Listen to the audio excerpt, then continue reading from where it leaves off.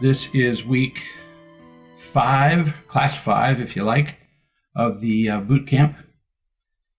And last time we talked extensively about a subject that I don't talk about a lot normally in seminars or in the books, really. In fact, it's absent from almost all of them. And that's the subject of how events that we experienced early in our lives lead to judgments. Then our judgments automatically lead to feelings, and our feelings lead to reactions. Illustration being one that's found in one of the books. Every time as a kid that you hear a dog bark, a dog comes rushing out of the yard and bites you, your judgment, dog's hurt. As soon as you hear a dog bark, you go straight from barking to judgment that you're going to be hurt to feeling fear, and then poof, your reaction. So once an event occurs after a judgment is sufficiently in place, you shoot through event, judgment, feeling, reaction in half a second. No kidding. And we do that emotionally in our relationships too.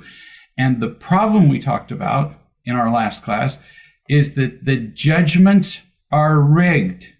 It's like having a rigged jury. The conclusion is already known.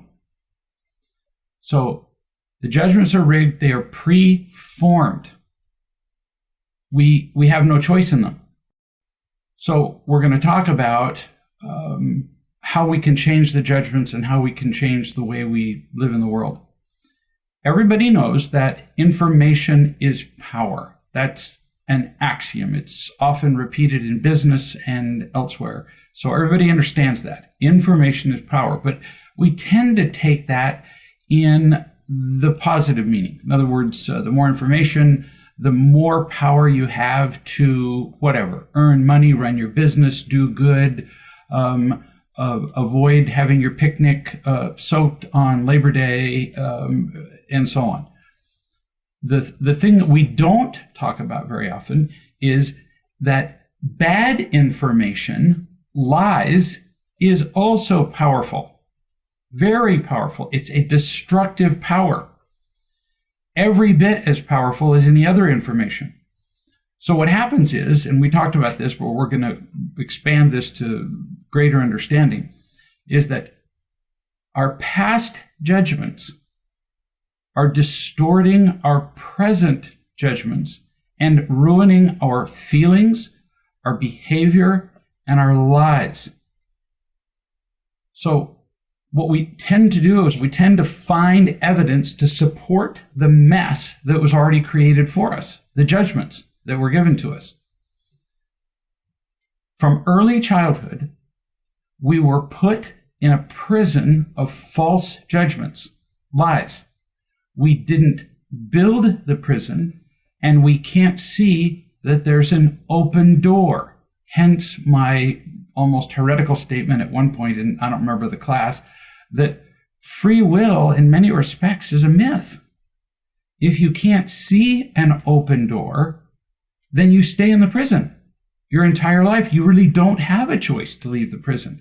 And that's just tragic. So let me briefly tell a story from that was sent to me from one of the webinar participants. My father, she says, was a psychiatrist who was completely oblivious to the concept of loving unconditionally. Hardly knew, and actually especially common among psychiatrists. He had no idea how to love me, nor did my mother, who was an anxious, neurotic mess. When I was 12, they divorced, and my stepfather was an overbearing, extremely intelligent courtroom attorney who had a temper. He was never, ever wrong, and it wasn't a matter of if he was going to yell at you, only when. My pathetically weak mother simply defended him, trying to avoid conflict and a second divorce, which happened anyway. So I grew up in a loveless home, as did my siblings. But I'm going to talk particularly about my younger sister. The webinar participant continues, if you're on the verge already of jumping off a cliff, and most people are, you can't survive some stressful experiences. So when I got older and I went off to college along with my other siblings, my sister saw us as abandoning her to our mother and that overbearing jerk of a stepfather. My little sister was just lost in the shuffle and blamed us, her siblings, including me. She is now a psychiatrist too. Miserable, angry, and alone. You cannot make up stories like this, she says, end quote. So this woman, the sister of the participant, the psychiatrist, lives in a prison whose bars she did not make. She didn't make the bars, she didn't weld them, she didn't make the door, but she can't get out only because she can't see the door. She can't change the judgments that she was given. We tend, as we talked last time, to actually create or find judgments from the past and events in the present to confirm our present judgments. So, for example, let's do the dog again. Dog barks. We immediately use our past judgment that all dogs bite, and we feel immediately fear. We react by running away or climbing up a tree. Simply by running away and climbing up a tree, we then use the event of the barking dog to justify our climbing up the tree, even though that dog would never have bitten us. So, for example, our spouse says something completely innocent to us, and we go, there, see? That's an example of what I'm talking about, how you never listened to me. Turns out it wasn't an example at all. You were simply speaking so unclearly, there was nobody on earth who could understand the last 12 English sentences that you attempted to string together. But because nobody has ever listened to you, you use their confusion as another excuse to confirm that nobody ever listens to you.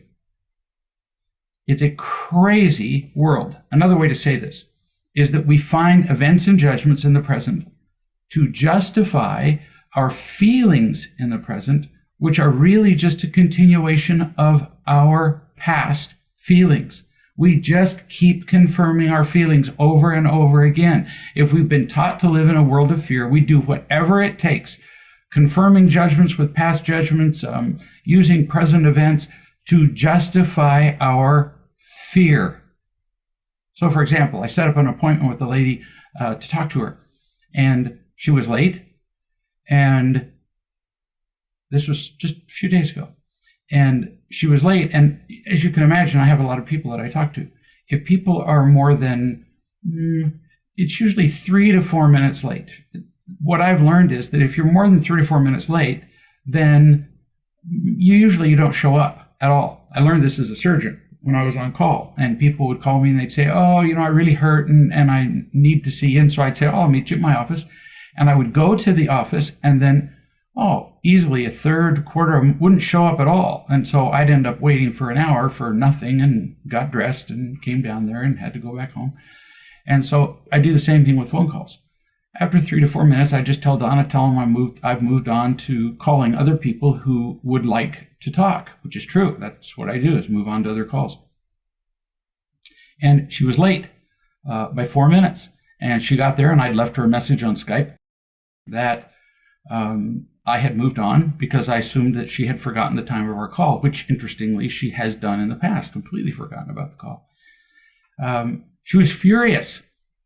She used her old judgments that nobody cares about her. She used her old judgments to justify her feelings in the present. So she reflexively got angry. Boom, that's a reaction, just like a knee jerk. And in order to justify her knee jerk, she had to say, well, see, he didn't show up for the call. He didn't stay around and wait for me, which proves my old judgment that nobody cares about me, which justifies my fear and justifies my reaction, my anger. Well, turns out that at the end of 3 or whatever it was minutes, I was just moving on to another call when I saw her come on. And I went, I could take her call, but this will be a great lesson in changing judgments.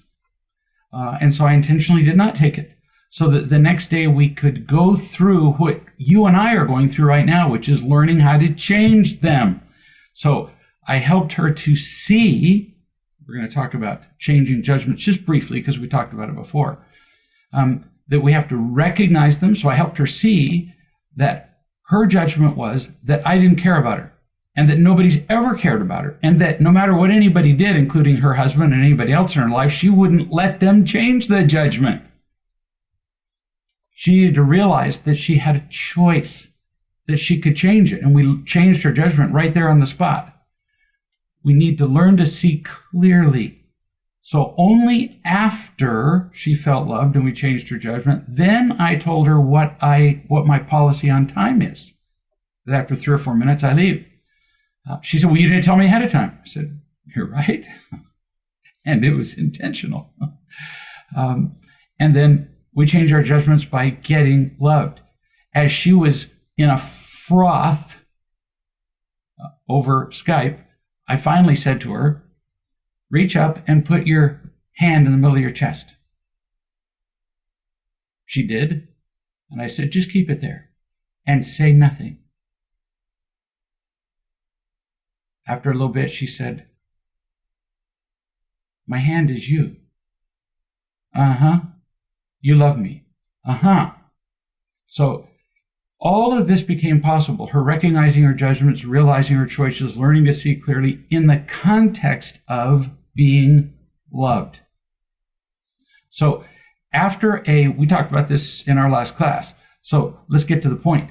After a lifetime of prison, when can we change our judgments? Only right now. That's it. What people tend to do is bemoan the prison of their past judgments. Oh, it's been so terrible for me and nobody's ever cared about me. Everybody needs to describe their past history once or twice, maybe, just to be heard.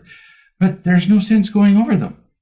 So, for example, when I told the woman, I didn't abandon you, I just don't hang around until people show up who are late. She started to say, well, I thought you don't care what you thought. So when somebody's attempting to teach you a true judgment, one that can lead to happiness, there's no reason to keep repeating over and over, as many people do, their past judgments. And it always begins with, well, but I thought. As wise men and women, we need to be faster at interrupting people who say, well, but I thought. Well, but how you thought is how you got here. So what we're going to teach you to do is to think in a different way. That's what judgments are. No sense to bemoan the past. Does no good to fear that we won't be able to change them. I hear this almost every day. Well, I feel afraid. What are you afraid of? I'm just afraid I won't be able to do this. So before you've really even gotten started and before you really exercised faith, you're already afraid you're going to fail. So the past and the future are illusions. They don't really exist. The only thing that really does is right now. That's when we change our judgments. That's why I said to the woman on Skype, just reach up and put your hand in the middle of your chest. What does that mean? And she finally recognized she was being loved. It was as though I were in the room. Dogs respond similarly, by the way, to having your hand in the middle of their chest. Just calms them right down, many of them. We tend to waste our lives regretting the past and fearing the future. What a waste. So, let me give you an example of this, of changing judgments. I know a young man who was raised in a family where everyone, both parents, 5 brothers and sisters, all went to prison, like literally prison, with real bars, not the metaphorical one that we've been talking about. As he learned about real love, at first he denied that he was even in a prison. Now I'm talking about a prison of judgments, a metaphorical prison. So he could not see clearly. One of the things about changing judgments is seeing them. He couldn't see them. But his only relationship with a woman was failing, had been for years. He fought endlessly with his family. He hung out with a gang of guys who fought and bit and hit each other and other people with bats. Using all this as evidence, he finally saw how he was living. How did he see it? new judgments born from new experience. He spent considerable time with me and with other people who also loved him. And what he finally said was, "Oh, I see what you mean. I didn't see my family as unloving because it's all I'd ever known.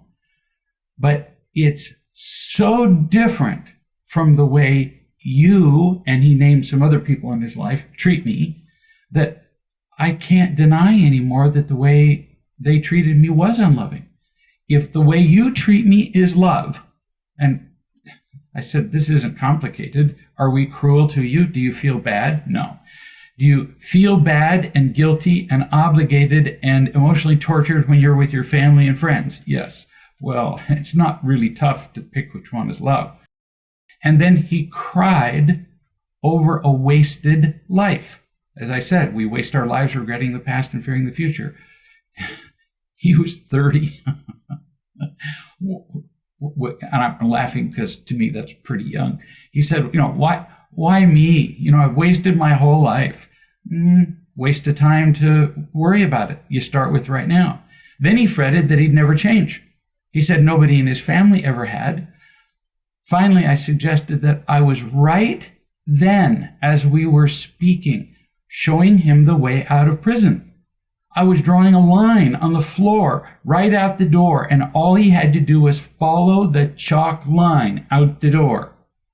And he was insisting on staying inside, miserable, making the same judgments, having the same fears, reacting in the same stupid, by that I mean unproductive, ways, by living in the past and the future. So what is the solution? It's obvious. We've already talked about it. All we have is now. That's the only time you can start anything. You can't go back and change the way you treated your kids or the way that you conducted your first 9 marriages. You can only start now. So how do we do that? Again, we recognize them. We realize we always have a choice. We learn to see clearly. We get loved. Now, what do you see common to all 4 of these ways to change our judgments? Recognize, realize, see, get loved. Truth-telling is common to all 4. In order to recognize our judgments, we have to tell the truth. Realize we have a choice, truth. See the truth of the other choice. Learn to see clearly, truth-telling. Get loved, which we do as we tell the truth. And then feel seen, accepted, and loved. To paraphrase a question I've already asked, after a life of misery, when can we find love and happiness? Now, and only now. There's one man I talked to for the longest time, more than a year. Every conversation was about my entire life has been miserable and fruitless, and the rest of my life will be miserable and fruitless. And I would say, but I'm loving you right now. My whole life has been miserable and fruitless, and it will always, just would repeat it. Sometimes I would shake my head thinking maybe that I was producing an echo in my head. All he could talk about was the past and future. He couldn't do now ever. I get to do this exercise with one of my own children on the phone today, one of my blood children, who was feeling bad about something that had happened. And I said, "What is true now?" She said, "You love me." Uh-huh. "My husband loves me." "Yeah." "God loves me." Mm-hmm. "So I guess pretty much I have everything I need and nothing to fear." Mm-hmm. "Despite all the, potential things that might happen, I might get cancer tomorrow. The cells might already be in my body. I may be dead within a month." I've seen it happen before. I had a good friend who had an aneurysm pop in his head, and he just fell over right there in the hallway in the hospital and died. Poof. All we have is now. But what do? We waste our lives regretting the past and fearing the future. Craziness. It's now that we have. The rewards of focusing on love right now are huge. Love is freedom. Freedom from fear. Freedom from getting and protecting behaviors. Freedom from loneliness. Freedom from misery. The truth will set you free. Bible says so. It's a commonly accepted wisdom. I was talking to a woman on a conference call today. I virtually never participate in conference calls, but I don't know, the urge just overwhelmed me. And she was talking about her fears, and she's talked about her fears a million times, and insights about her fears. And my goodness, if fears had colors, she would be color coordinating her fears, and just going over and over the terrible things. I said, honey, what's true right now? She had to think. So I helped her. Why am I talking to you right now? Because you care about me. Yeah, but it's too many words. You love me. Yes. Yes, that's true right now. I said, say it again. She did. Say it slower. She did. Say it again. Right about the 6th or 7th time that she said, you love me. Now, you love me is what? Not so much an event, because there have been lots of times that I'd loved her. So she already had the events. You love me is a judgment. And she started crying. So she went from in her head and miserable and worrying about managing and color coordinating her fears to, you love me. That then leads to a feeling of what? Joy, relief. She started bawling. And her reaction was certainly different. She felt free. She quit talking. She got out of her head. So the truth will set you free, but, and this may sound paradoxical, the truth will set you free, but freedom itself is not free. How so? In the same way that political freedom is not free. It's paid for with human lives, with conflicts, with wars, with endless diplomacy, with obedience to laws by individual citizens and by nations, and more. Political freedom costs. In fact, it can be very expensive, although not as expensive as the lack of freedom. The freedom that we receive from love is also not free. Freedom from fear, pain, hurtful behaviors, loneliness, unhappiness. There is a price we have to pay. Freedom is a matter of liberty, not price. So think of the word free here that we're talking about as in free speech rather than free beer. So what's the first price that we have to be willing to pay to feel loved? Tell the truth. We've been over this, 1,000 times. We have to tell the truth to begin the process of creating the opportunity to feel loved. It takes enormous faith and courage to tell the truth. Just huge. I've known men and women of every imaginable stripe. Courageous men and women, men who've been wounded in battle and still run onto the battlefield to rescue their friends, carrying them on their backs. Try that sometime. Ask a friend to lie down in their front yard and you run over and pick them up, put them on your back. It looks easy on a movie, but it ain't. And then imagine doing that while 50 caliber machine gun is going off around you. I've known firefighters who have run into burning buildings, women who have given birth to children, which apparently is no easy trick. I couldn't tell you personally. Women who have persisted in raising their children with as much love as they can, despite environments that have destroyed the families around them. That takes no small courage. These are all courageous people, and they say that nothing compares to telling the truth and facing who we really are. That is hard. Real love is free in that it is freely given, but it has a price. The first price is telling the truth, which, as we just said requires faith and courage. The next price is just as hard. Trust. Trust everybody? Nah, I'd be crazy. It'd just be an invitation to be hurt, which brings us to an important question. And we've touched on this in past classes, but we're going to expound on it now. Trust who and what? So start off with trust wise men. Kind of obvious. I mean, wise men are those who are capable of seeing you as you tell the truth and capable of loving you, but that's just a phrase, trust wise men. How do you know that you're sitting in front of a wise man? So here's some of the characteristics that you look for. Possibly the single most important characteristic in looking for a wise person is that they feel peaceful. You can sense it in them. They're not in a state of panic. They're not afraid. They're not angry. Very often quiet. They may be talkative, but it's not the kind of talkative where they demand people's attention. They are peaceful. And then when you talk about yourself a little, they don't fix you. They don't sympathize with you.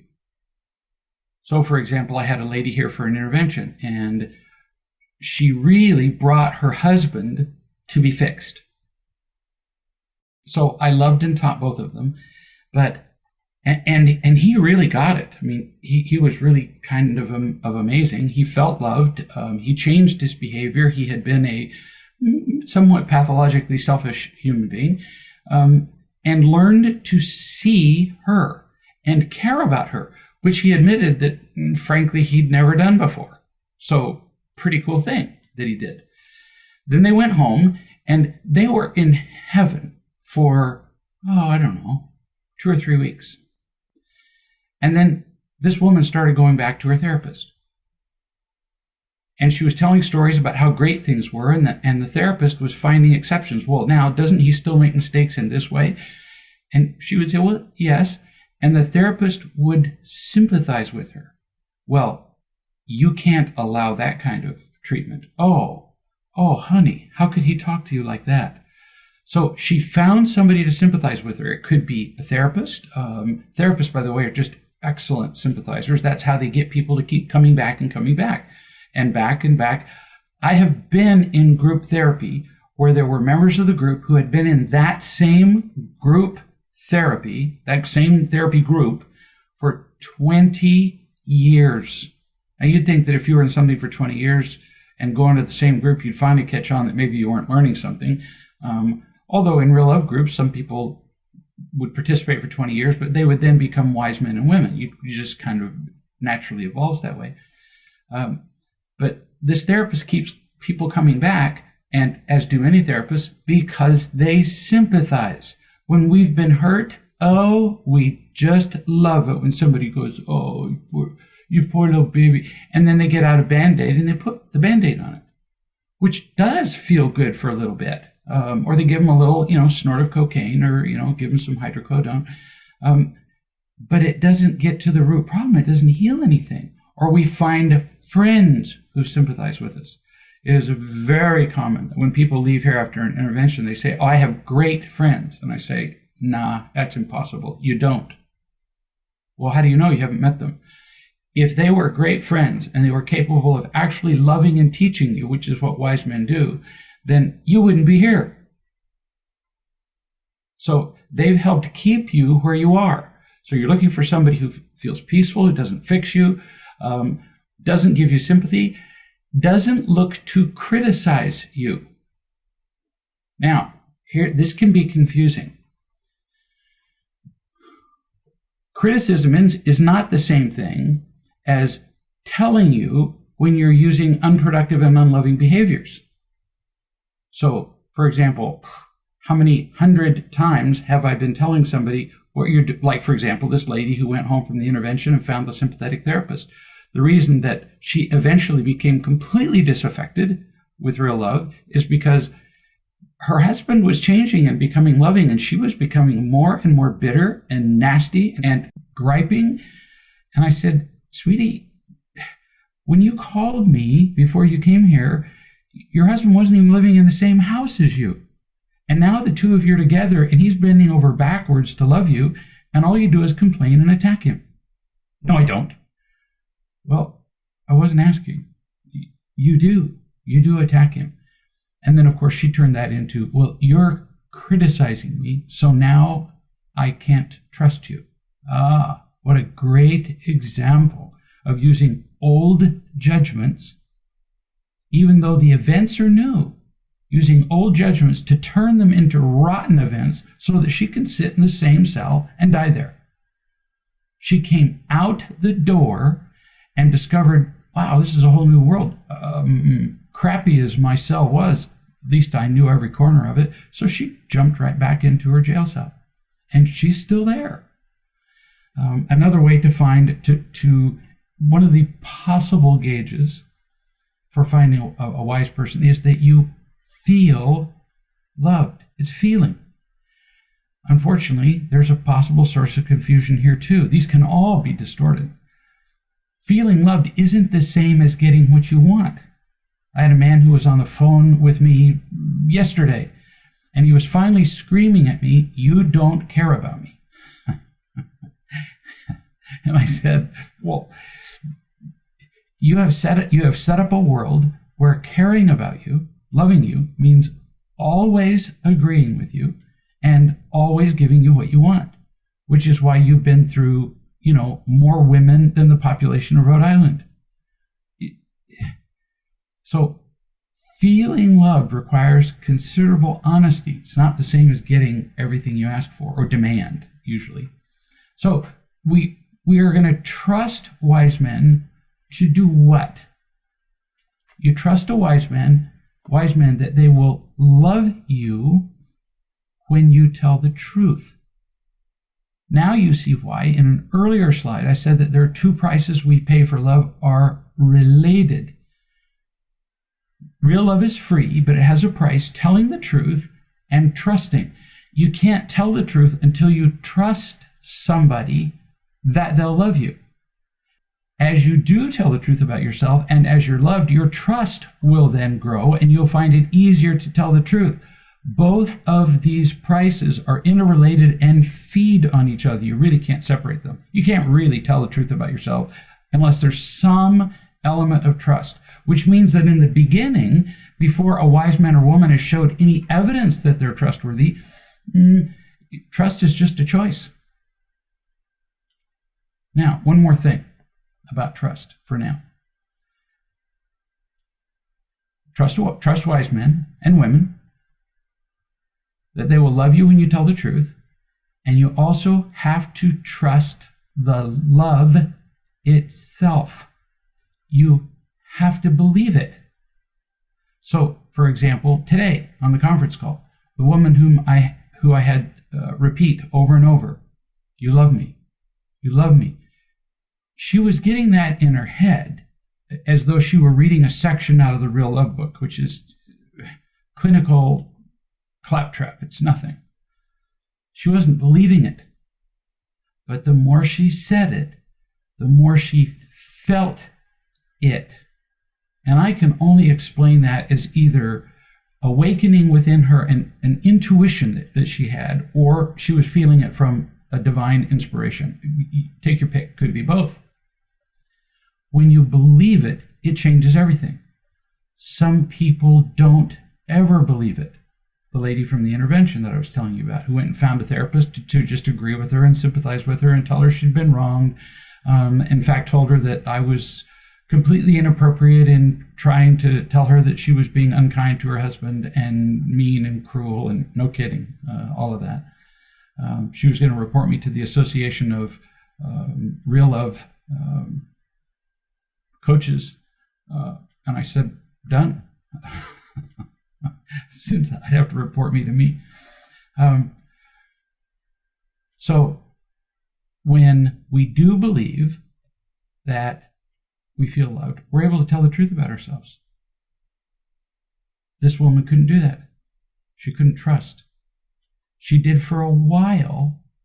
She was able to tell the truth about herself. She was able to grasp the intellectual concept of trusting, but then she didn't retain a trust in the feeling of love because it went away pretty easily. This is why some people require a coach, even a paid coach. We can read the books, we can understand love. Books don't love. We can go on conference calls and get some attention, and for some people, astonishingly, that's enough. Some people can just listen to the video chats. Some people can listen to the MP3 downloads from the website. There are people who have told me they've listened to everything on the site, that is hundreds of hours of stuff, as they've just driven around in their car and felt the love from a recording. No kidding. But most people don't have that kind of trust, that kind of faith. I wasn't that trusting in the beginning. So a coach is just somebody who's more experienced than the average person in helping you to tell the truth and provide an environment where you can trust more easily, which are the two prices for finding real love. People will often ask me, I was asked this 2 days ago, how can a coach charge people for loving them unconditionally? Well, they don't. Coaches charge people for their time and experience. I do. Probably 70% of my time is given away for free. But sometimes I do charge for my time and experience. For example, now, during this webinar, I am charging you for my time and experience. But you can't pay me to love you. Some people simply cannot progress without a level of experience in loving and in seeing the truth that a paid coach has. I've seen that over and over. That's how people end up here in Georgia, because they've tried everything else. And I don't lightly recommend to people that they come here. But after they've read all the books and been to the conferences and heard the video chats and been to the conference calls, and they're still not getting it, that sometimes is the next step. But the love itself is free. You could never pay a therapist to do what I do or what a coach does. Couldn't do it. They'd be, for one thing, drummed out of the therapy court. So real love is never earned. But there are standards for finding it and feeling it. Much like, there are 100 different metaphors I could use, but let's pick a crop of wheat. You can't make a field of wheat. Good luck. Let me know how that goes. But you can prepare the ground. You can plow or whatever. It turns out that there are ways of agriculture now that don't require plowing, which I wasn't aware of till recently. You can plant the seeds. You can water the ground. And then miracles occur if you have adequate sunshine, water, no hail damage, no tornadoes, if there isn't too much rain, and so on. But you can't make all those latter things happen or not happen, and you can't make a particular seed germinate. So you don't create a crop of wheat, just as you can't create real love. You don't make it. But there are standards that you have to fulfill with love and wheat. The planting, the telling the truth, the trusting, they're just things that are the minimum requirements, if you like. Even more is involved in the pursuit of happiness. Happiness is earned. So that's hard for some people. Real love is not earned. Happiness is. In order to be happy, you have to feel loved. We already talked about how. Telling the truth, faith, courage, trusting that. Loving others and being responsible. I've referred to this in many occasions. You, I think, started doing this in parenting as the three-legged stool. You have to do all three in order to be happy. You can't have two legs on a three-legged stool. It falls over. Parents inevitably, almost universally, teach only one or two of these.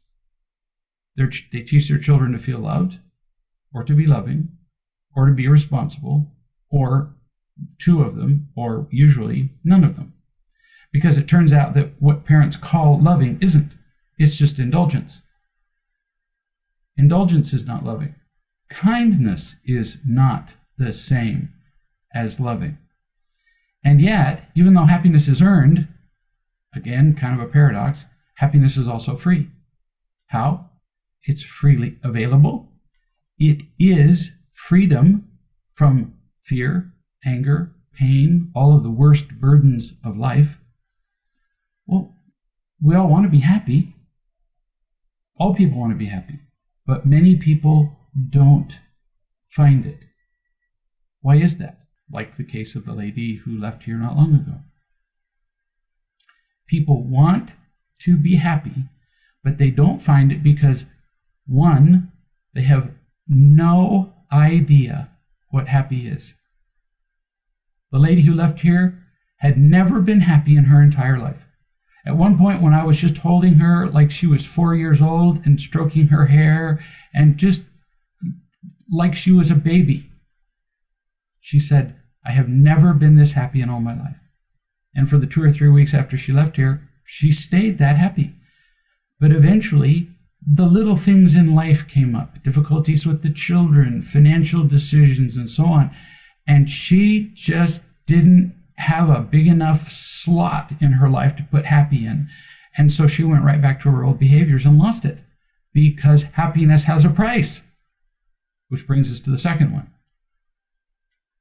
People fail to find happiness because they're not willing to pay the price.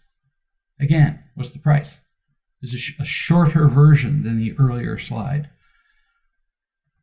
Happiness comes down to loved, loving, and responsible. Poof, easy, not complicated. If you are not happy, you are missing one of these or more. A man called me a month ago. He said he just wasn't happier. Said, I go to group, I make my calls, I'm just not happier. And people usually throw that at my feet like a gauntlet, So I did what you told me to, and it hasn't worked, so there. I've proven you wrong. As though I hadn't heard this story before. So I said, are you actually trusting that the people around you are actually loving you? He said, I think so. I said, you couldn't be. If you are trusting the love that's being given to you, you would feel it, and you wouldn't be feeling alone. So it turns out that one of his distractions, there are lots of distractions, and we're going to talk about a few of them, is that in his life, he had come to the conclusion that the only way he could really be loved is if he had a girlfriend. Well, I can't be his girlfriend, and I can't give him one. I said, first, you have to learn what it means to feel loved, period, by a guy or by an ugly old woman who you'd never want to be in a relationship with. I didn't mean to use the word ugly, really, but I just mean somebody that he would not be physically attracted to. So he'd already been loved a lot. He wasn't trusting it. He wasn't being responsible. He wasn't being responsible for how he felt. He was blaming others who weren't making him happy. And he wasn't being loving. So I said, I just addressed one of the legs of the stool. You got to start somewhere. I said, what do you do to share love with others? How do you spend your day? Turns out he spends his entire day serving himself. So he goes to work, he comes home, he eats, he plays video games, he watches movies, he whatever it is, and he wasn't improving. So I gave him some suggestions. Do something. Go work at a soup kitchen. Volunteer. Many people have not truly progressed in real love until they've taken upon themselves to take calls from other people and love them. You have to do all three. If it was just a matter of being loved, well, then how would you be any different from a pet? I've had dogs. They felt loved. Oh my goodness. They just roll over and just wag their little tails. And one little dog, when we'd come home, would just howl at the moon. It was just the cutest little thing you ever saw. Felt loved. But dogs aren't unconditionally loving. They don't sit around going, gee, I wonder what I could do to help Greg to be happy. No, they don't do that. They don't take responsibility for their feelings. They don't take out the trash. We human beings are held to a higher standard for finding happiness. We have to be all three. So real love is free in that it is freely given, but has a price. Telling the truth, which requires faith and courage and trust. Now let's illustrate how somebody pays the price to find real love and happiness. Just another example of how this works in real life. So, woman calls me, Alice, miserable all of her life, terrible personal life, just a nightmare. Been treated horribly as a child, horribly as a teenager, went on and on. And you can imagine being treated like that, how she married. So she married a big lump of a loveless, active, energyless man with no sense of affection or responsibility or love. So horrible marriage. And between the two of them, shocking, they had managed to raise a daughter who was just absolutely unhinged in her behavior. Uncooperative, rebellious, not doing well in school. I said, so how does she dress? And the mother said, well, okay. I said, send me a picture of what she's wearing now with a phone. She went and took a picture of her daughter with a phone. Her daughter dressed like a prostitute, and that's being kind. Her daughter was surrounded by selfish friends, entitled friends who had bad attitudes just like her. She was raising a daughter who was already a disaster and who was about to completely ruin her life. So when the kid was 13 and pregnant, the mother would have called me and said, oh, what do I do? Well, I don't raise other people's children, so I don't really know. She said, the mother, I've been blind and stupid all my life. So she'd read enough about real love to know a little bit about telling the truth about herself. She said, I've been a terrible, angry, spiteful, attacking, critical wife. I've been a witch with a B. I've been a controlling, manipulative, angry, hurtful mother. I am a waste of space and breath, she said. So, what's happening here? In the past, she had always been told these very things. You're a waste of space, you're a waste of breath, sometimes in exactly those words, sometimes just with a look. You look at a child who makes a mistake and you go, well, what did the kid just hear? Waste of space, waste of breath, worthless. And this is the ordinary way that children are raised. Most children are raised this way. I was talking to a friend 2 days ago, and he said, let me tell you one thing that I will never forget about you. He said, I was in your home probably 20 years ago, and he said, one of your kids knocked over a glass on the table. It hit the floor. The glass broke. The contents spilled all over the floor. He said, at my house, that would have been an explosion. I would have been all over the kid with a baseball bat. His mother would have been yelling and screaming at the kid. And he said, I'll never forget what you did. You looked over at the kid and you said, you know where the sink is? That's it. You know where the sink is. The natural consequence of a kid spilling a glass and breaking it and spilling the contents is not yelling and screaming. The natural consequence is cleaning it up. Easy. So she had always been told these things, that she was a terrible waste of space, that she was an awful person. And they were always issued as judgments. Well, of course, you're awful, unlovable, irresponsible, stupid. Those are judgments. And when you're 4 years old, you have no choice about them. When you're a 4-year-old child and you hear you are terrible, worthless, hurtful, and so on, and it's done with this angry tone of voice, there's no 4-year-old child who's going to look up at his father and go, so let's talk about this. Is that tone in your voice really about me, or is it about you? Nuh-uh. Not a kid, not a 4-year-old on earth who would have the insight, the experience, or the courage to say it.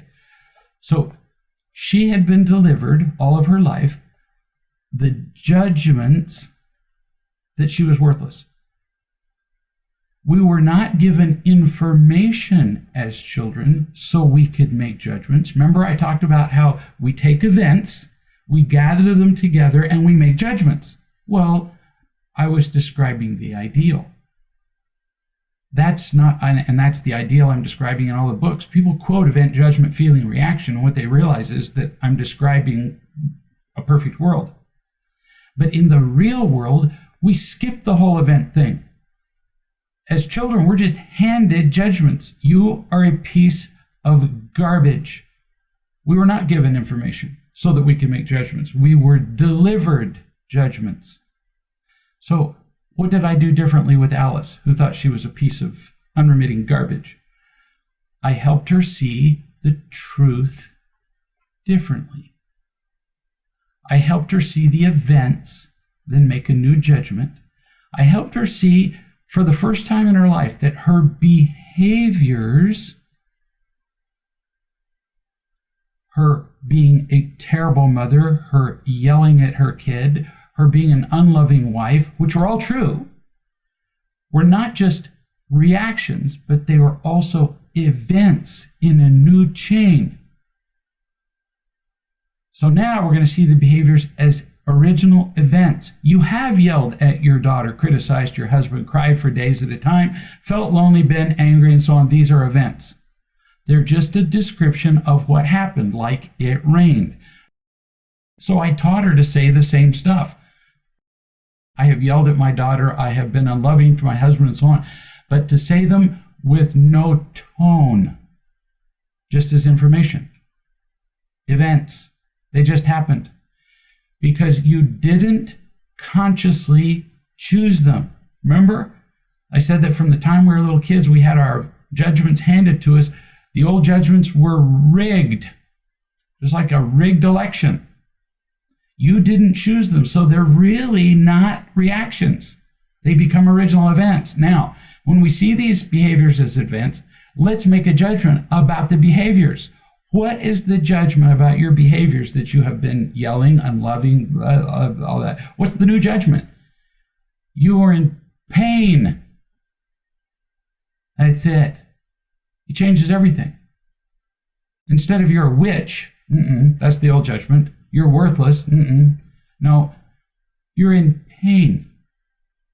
None of these behaviors, these events, is actually you. They're just you in pain.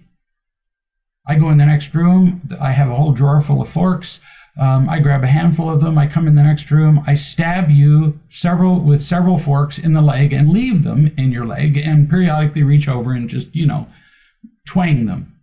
That's a verb. Twang. So what if in that moment I took a picture of you with the ubiquitous cell phones that all have pictures that everybody knows how to use except for me? And I took a picture of you and I put it out on the internet and I said, this is you, Alice. Would that be true? No. That would be you in pain. That'd be how you respond to pain. That's all. You're not a sum of your pains. You're not bad. You're not worthless, which is the old judgment. You're just in pain. New judgment. Now, you're also very ignorant and very ill prepared to be happy, also true judgments, which are useful judgments instead of destructive ones. And you can change the course of your life with these new judgments. What are the new judgments? Not bad, just in pain. What is the immediate feeling once you've made this judgment? Not bad, just in pain. Relief. Hello, hope. Just like the lady that I talked to on a conference call today, as she was going on and on with her insights about her fear and her pain. We could talk about her pain forever. Let's replace it with a new judgment. You love me. Ooh, well, that's cool. I like that judgment. I like it because it's positive, and I like it because it's true. And now, how do you feel? I love you. Happy. What's your reaction? Delight, relief, joy, creativity, the ability to see choices you never saw before. Very cool. You can learn, find love, be responsible, be happy, period. And that's what we did with Alice. We changed her judgment, and her whole life changed. No kidding. As did the life of her daughter. Her husband chose to remain an emotional Neanderthal and never really did get it, but she did, and her daughter did. Another illustration. Man died. Or excuse me.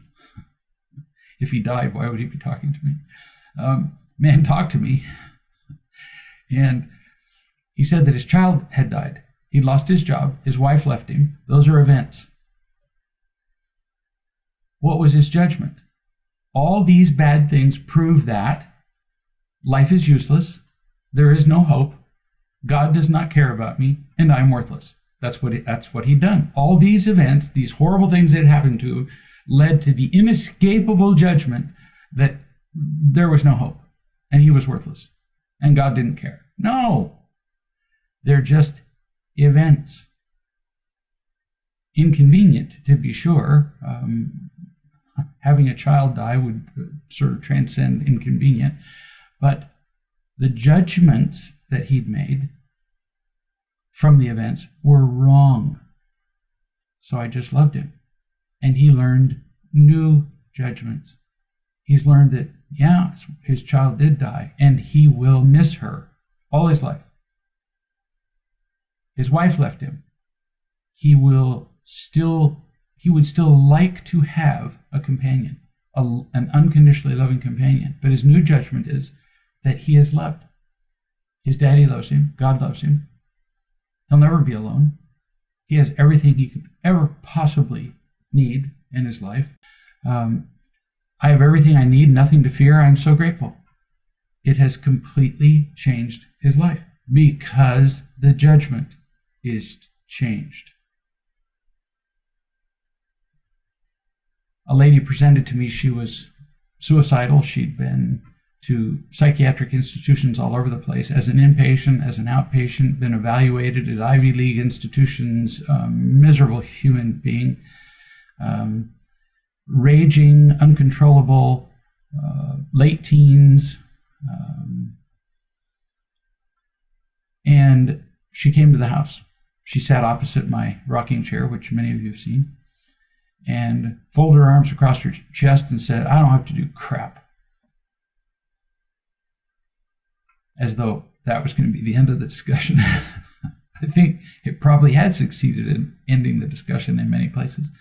And I said, "Nope, you really don't," which was very disarming. I wasn't there to convince her to do anything.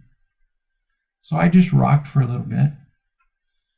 And I said, but I do know something you don't.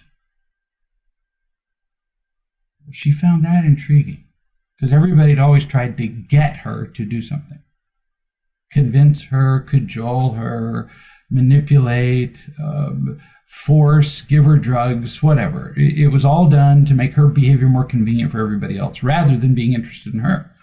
I just said, I know something you don't. And if you want, I'd be happy to teach it to you. So I just waited and rocked. I knew it was coming. Within 30 seconds, she said, "What is it?" "I know how to be happy." "You clearly don't." She finally smiled.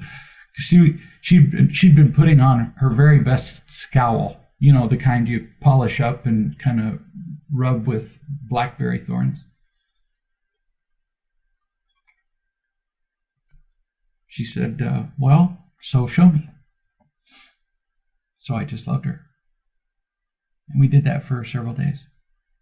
She got a new judgment that it's possible to be loved, a judgment that she had never had before. And the more love she felt, the more she told the truth about herself, her fear, her pain, instead of blaming everybody else. So as we change the judgments, everything else follows.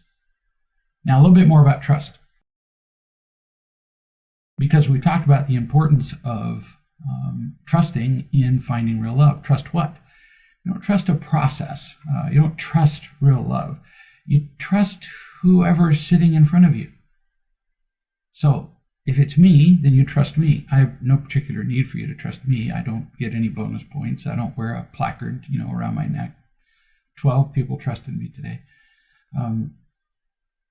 But it's easier to trust somebody who's physically present.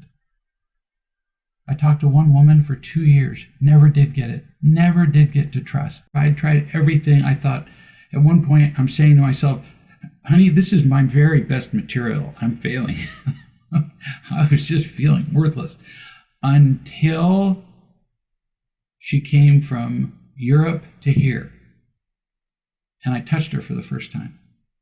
Made all the difference in the world. She could feel it in person. So she learned to trust me. Why me? Because I'm all I can offer. I can't offer you somebody else. That initial experience of trusting is huge. Once you've done something once, doing it the second time is infinitely easier. Then she learned to trust others, and so on. So, a little more about trust. Trust is required in order for us to be able to change our judgment.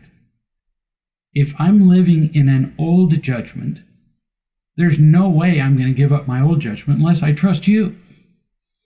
So I have to trust somebody that they know something that I don't, as this little girl did who, threatened, actually attempted to commit suicide and was a cutter and all that stuff.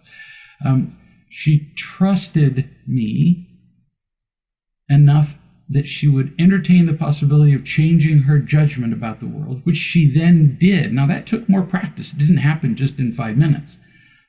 Then with the new judgment, she was able to find new evidence to confirm the new judgment. Now, to be fair, you remember we showed that incredibly complicated, what I called sphere, although I couldn't draw it in 3 dimensions, where they're all interrelated. Event, judgment, feeling, reaction. So new evidence helps to create new judgments, but partly just with trust, we change our judgment, and then we find new evidence to support the judgment. See? Trust is still the most important part. Trust applies all the way along the chain in changing judgments, feelings, behaviors, events, everything. Without trust, you got nothing. And when I talk to people who have been doing real love for a long time, and occasionally I do, who are not making any progress in their lives at all, it always comes down to, not most of the time, they don't trust. No kidding. So, what are some of the obstacles to trusting? Pain, fear, kind of obvious. I mean, if you've been in pain all your life and been afraid all your life, well, then the idea of trusting somebody is less than appetizing, or could be. Because if you don't trust somebody, if you're holding a 50 caliber machine gun in your hand and you trust nobody at all, nobody's going to get close enough to you, it'd hurt you. There was a time in my life when I looked around and realized, why is everybody around me dead? Why am I slipping around in the blood of all these bodies? Because I killed them all. I didn't trust anybody, so I shot them before they could hurt me. So it's understandable that when we're in pain, we wouldn't trust, because the more we trust somebody, the more they can hurt us. On many occasions, as I've been holding somebody's hand or holding them, they've said, I'm feeling afraid. Afraid of what? Afraid of being loved, they say. Nah, that's crap. Nobody's afraid of being loved. What are you really afraid of? And it may take a few more stabs, but they're afraid that it won't be love. Or they're afraid of being so vulnerable that I'll get close enough that now I can really hurt them. So if I really trust you and then you stab me, ooh, that hurts a lot more than you're just simply throwing knives at me from a distance. Another obstacle to trusting, anger, which is really just a response to pain and fear. But boy, angry people create their own little worlds. They kill everyone. So before you even get a chance to create an atmosphere of trust, they've already killed you. As happened last night, as I was talking to a man who started off with anger, attacked every word that I said. I said, well, I'm a little confused why you called. If you just called to be right, I'll send you a trophy that says you're right. If you just called to be angry, you could have done that with a tree. Why call me and be angry at me and be right? He's been angry for so long that it's his default position. He's just angry all the time. It's how he's learned to manipulate people and get what he wants. Pretty big obstacle to trusting.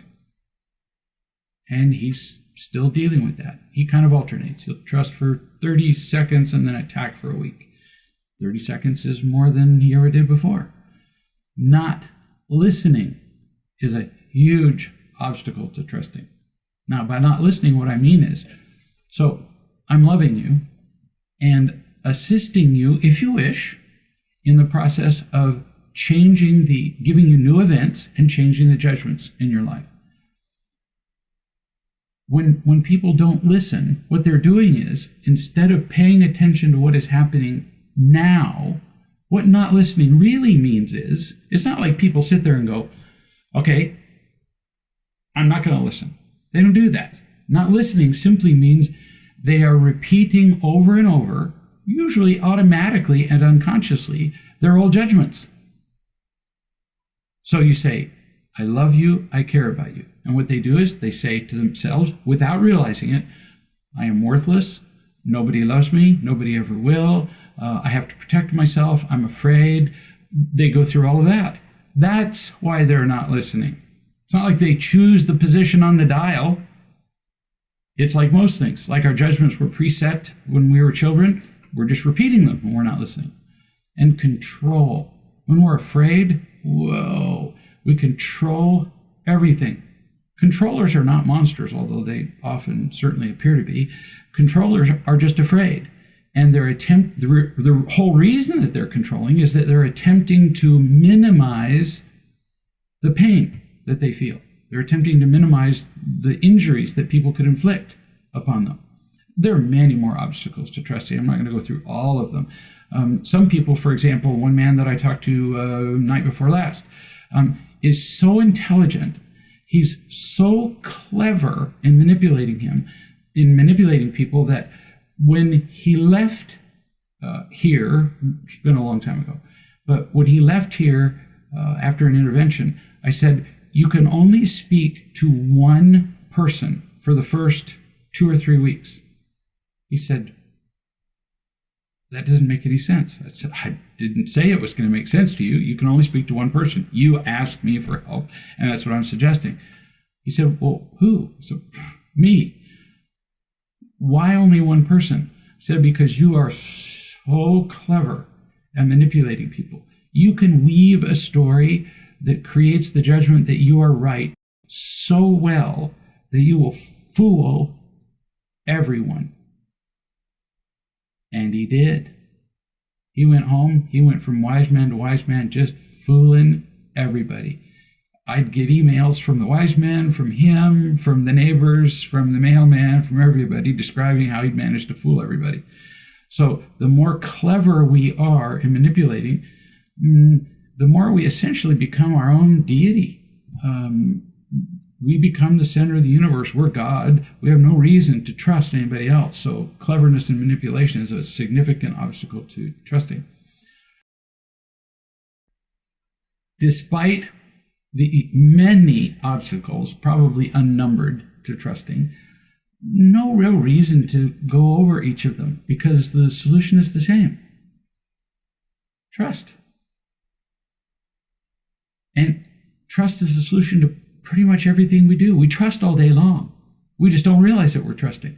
I was a surgeon for 20 years. They don't make you a surgeon and then you learn how to do it.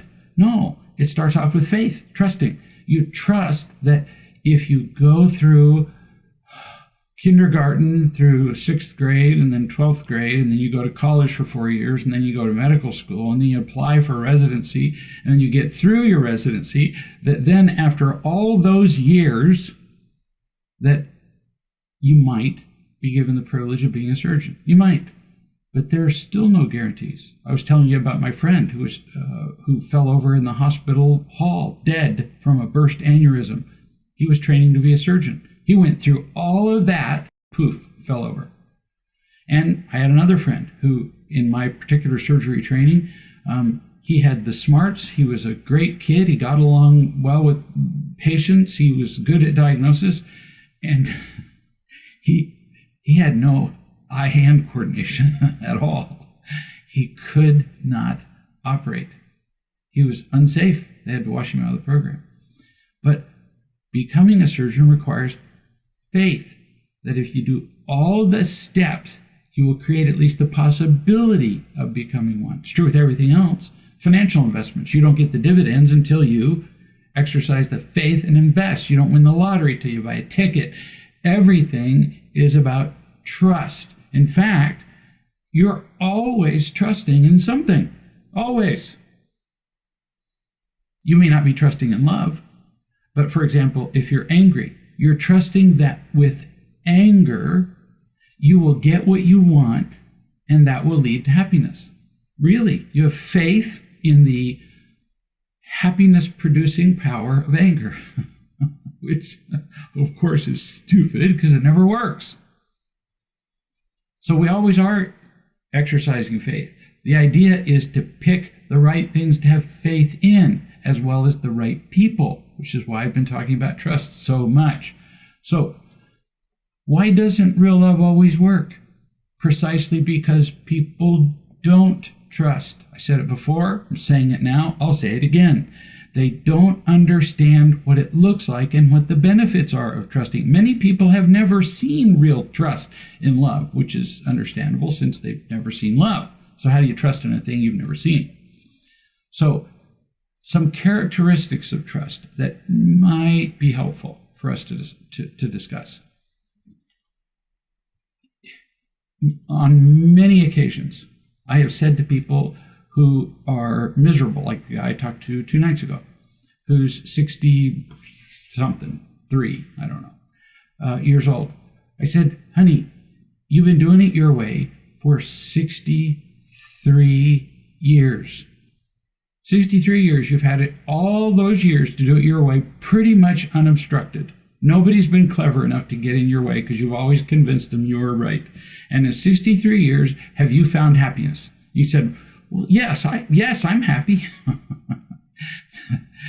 This is a man who's never had a relationship that was stable for more than 5 minutes, much like many of the radioactive isotopes. They all fall apart, has never held a job for more than a year, walks around in a state of perpetual anger. And I said, and you have the gall to tell me you've been happy? No, what you're doing hasn't worked for decades. So why not try something else? I'm not suggesting that you trust me because I win. If you trust me, I get nothing. Sometimes I'll ask people, so what do I need from you? And they'll say, to trust you. No, I don't need that. What do you need? You need to trust. I need nothing. So you got nothing to lose by trusting. If you're miserable, I mean, what are you going to get? Miserable plus 1?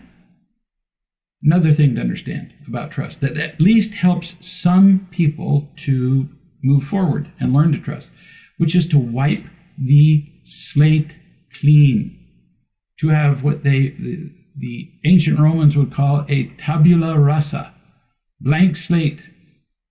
The pain of the past, you have to let it go. If you carry the pain of the past into the present, you will be paralyzed because you'll go into every event with the old judgment that life is painful. Well, you're screwed before you start. A couple left here not long ago from an intervention. They were in heaven for a week, which is pretty common. There's kind of a honeymoon high, from being loved that much that period of time. And then she called and said, it's all fallen apart. And I laughed and I said, yay, hallelujah, which was not exactly the response she was looking for. She said, you're happy that it's all fallen apart? I said, yeah. I mean, when nothing's going wrong, you're not learning anything. So he had made a mistake in saying something to her. She had responded with a nasty, snotty little tone of voice. And it spiraled downward and hit the sewer in a minute and a half or less. You have to wipe the slate clean.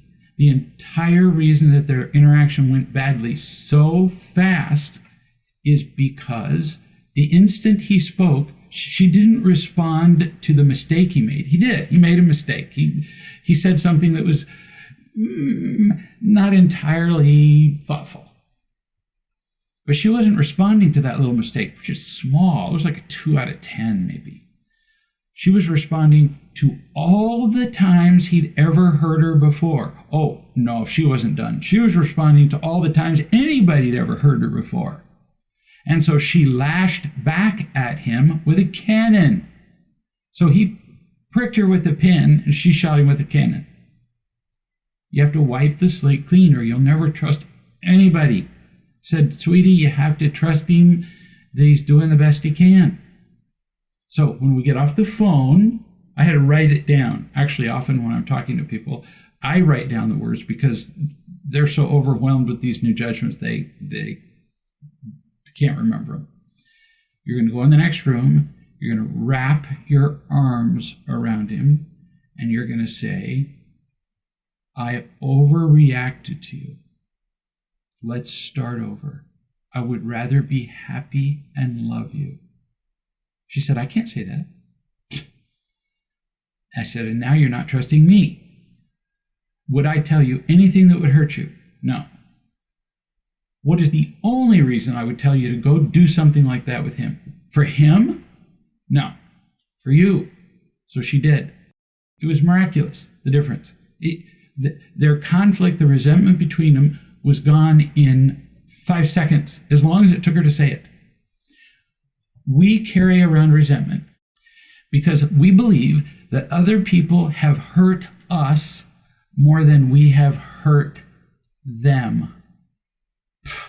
That's hardly ever true. You have no idea what the balance of the equation is. I've used this example with some people, so if you've heard it before, well, too bad, you're going to hear it the second time. I do a lot of work out in my yard. And so I'm using a shovel or a pick or whatever, and I'm digging a hole, and I don't realize it, but you've come up behind me, and so I swing the pick back to bury it in the ground, and I smack you in the side of the head. That's really going to hurt, let me tell you. And it's not going to hurt me at all. I will barely feel the jolt. So we always make our injuries worse. We feel our pain. We don't feel the pain we cause other people. Hurt does not equal injury. Get it? Your pain doesn't mean somebody injured you. Like the lady who was late for the call. She felt hurt, but I didn't injure her. But she was still hurt. Why? Her past. She was still resenting every pain that had ever been inflicted on her entire life.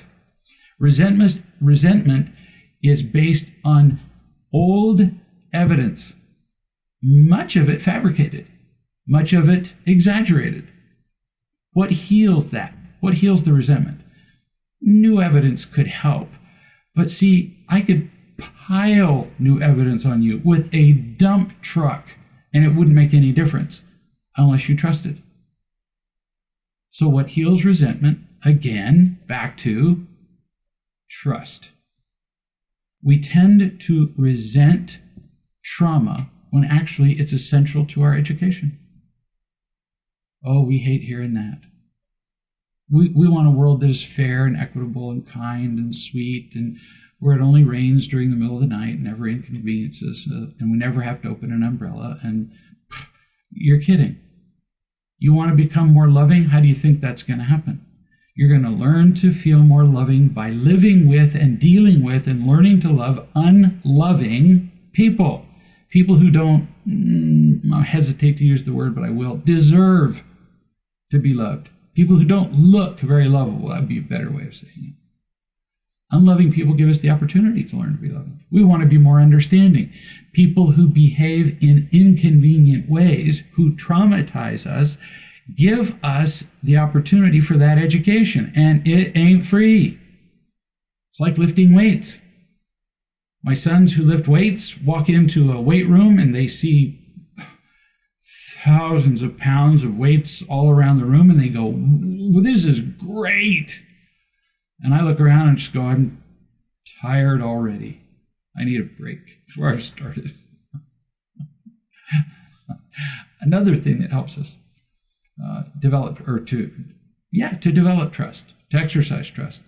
One of the characteristics that we need to understand is that trust is action. You have to move. A man called me. He'd been here for an intervention. He was very skeptical that love would change his life. He'd already decided that the world was crap and that he would never be happy. And I said, well, let's just do an experiment of 30 days. Just do what I suggest you do for 30 days. That's all. He went, okay, we'll try it. I said, at the end of 30 days, if it hasn't worked, well, then you can just go right back to doing what you were doing. So he calls me 30 days later, and he said, it's not happening. As though somehow it were going to passively happen. Like it's not raining. I'm sitting in the gym looking at the weights and I am not stronger. He said, where's the happiness? I said, well, what have you been doing? So in the 30 days, now I already knew because I've been talking to him in the meantime, but he'd been to group once. He'd called a couple of people. He wanted to know what the next step was. I said, it's just the same old stuff. It's just the same old work. There's not a new way. You just keep doing the same thing over and over again. He was expecting something magical, which is insanely unreasonable. He actually said that he wanted some kind of recognition or achievement for what he'd done. Like what? I said. He said, well, if this really worked, then I'd have a better job. I'd have a girlfriend. I said, well, why not a party with beer while we're at it? He said, that too? I said, you're not doing the work and you don't understand the end goal. And he said, you mean just be happy by myself? I said, we've answered this question over and over again. You have to keep moving. You have to keep taking action. At one point, I mimicked his tone of voice as he said it wasn't working. I said, I want you to describe to me my tone of voice. I said, this is you. I've been doing this for 30 days, and it's just not happening. And he at least had the honesty to say, well, it sounds pretty apathetic. I said, yeah, and pathetic. He wanted a miracle. He wanted to just get to the other side of the mountain without climbing. How reasonable would it be, for example, he plays a musical instrument, for a new student who rarely practices once a month to ask when he can play with the symphony as a soloist at Symphony Hall, possibly, with a recording contract. No. You have to throw your entire self into real love. You have to throw yourself enthusiastically or it will not work. You have to say the 5 truths like you mean them, not just as a meaningless mantra, many times a day.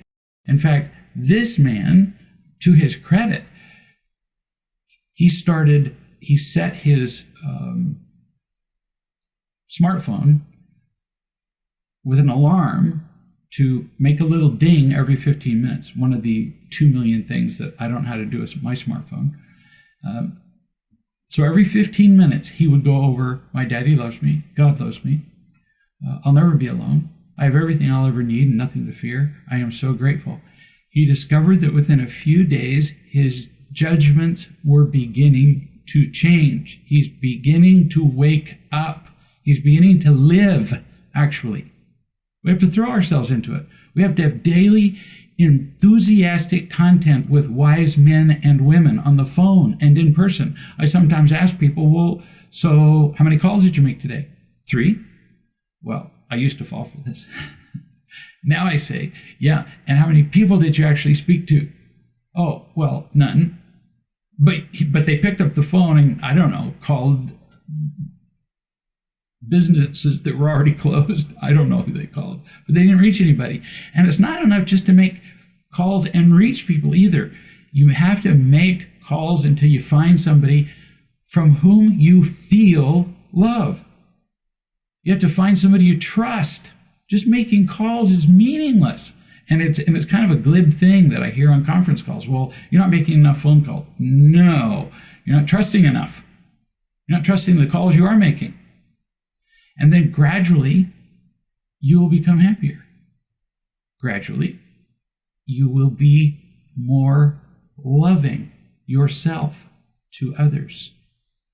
You will become more responsible for your progress, your growth, and your feelings. And if you really throw your heart into this, that's the 3-legged stool in case you missed it, you will become loving enough to attract more loving people into your life, including good friends and a potential partner.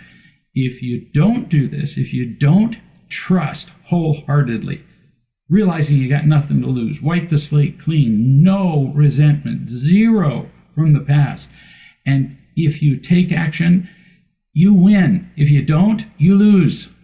It's that simple. You can offer all the rationalizations you want that other people did this and the circumstances were difficult and blah, and you still won't be happy. I think you can do it. I have seen thousands of people do it. So I encourage you to try these things. Throw yourself into it. Practice trusting. More trust begets new events, new information, new judgments, and that begets more trust. So, really fun subject, trust. Fun talking to you about it, and look forward to seeing you at the next class. Thanks.